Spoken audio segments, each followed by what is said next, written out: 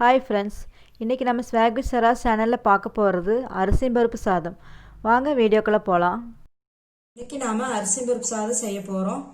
அதுக்கு தேவையான பொருட்கள்: சின்ன வெங்காயம் ஒரு 5-6 வெங்காயம் ரெண்டாக கட் பண்ணி வச்சுருக்குறேங்க. பச்சை மிளகா ஒரு 4, வரமிளகா 3, பூண்டு 2 பல், கருவேப்பிலை 2 தக்காளி கட் பண்ணி வச்சுருக்கேன். அரிசி பருப்பு சாதம் செய்யறதுக்காக 3 தேக்கரண்டி எண்ணெய் விட்டுக்கலாம். எண்ணெய் காஞ்சிருச்சு. 1/2 ஸ்பூன் கடுகு போட்டுக்கலாம்.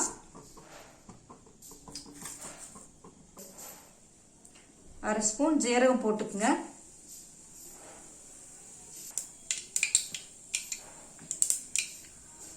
பச்சை மிளகாய் போட்டுக்கலாங்க.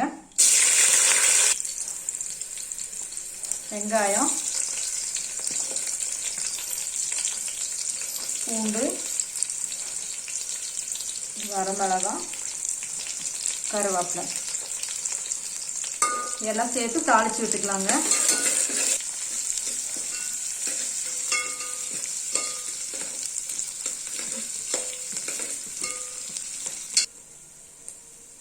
தக்காளி போட்டுக்கலாங்க.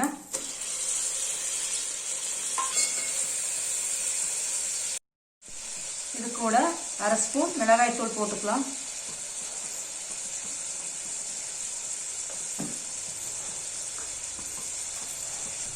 ஒரு ஸ்பூன் சாம்பார் தூள். இது நல்லா வதக்கி விட்டுக்கோணுங்க.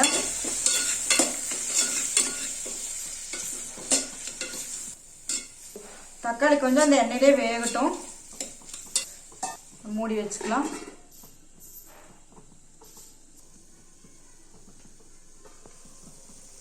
தக்காளி நல்லா வெந்துருச்சு.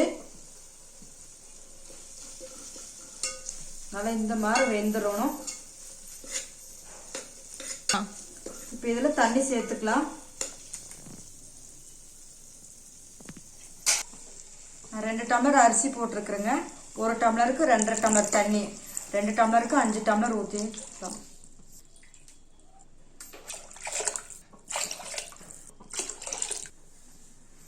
தேவையான அளவு உப்பு போட்டுக்கலாங்க. நல்லா கொதிச்சு வரட்டும் தண்ணி.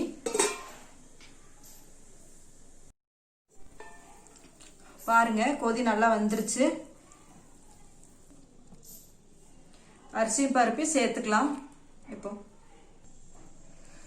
நான் இன்னைக்கு 2 டம்ளர் அரிசி எடுத்திருக்கேன். அது கூட 2 டம்ளர் அரிசி கூட 1/2 டம்ளர் பருப்பு எடுத்து போட்டுக்கலாம்.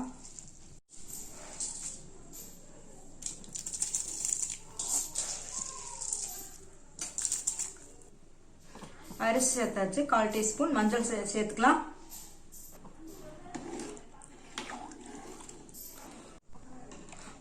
நான் 2 டம்ளர் அரிசி எடுத்திருக்கேன். எந்த டம்ளர் அரிசி எடுத்தனோ அதுலேயே 1/2 டம்ளர் பருப்பும் போட்டு களைஞ்சி எடுத்து இதில் சேர்த்துருக்கேன். இப்போ இதில் ஒரு கொதி வரட்டும். நம்ம குக்கரை மூடிடலாம். பாருங்க, கொதி வந்துருச்சு. இப்போ நம்ம குக்கரை மூடிடலாம். 3 விசில் விட்டு எடுத்தாச்சு. இனி சாப்பாடை திறந்து பார்த்துடலாம்.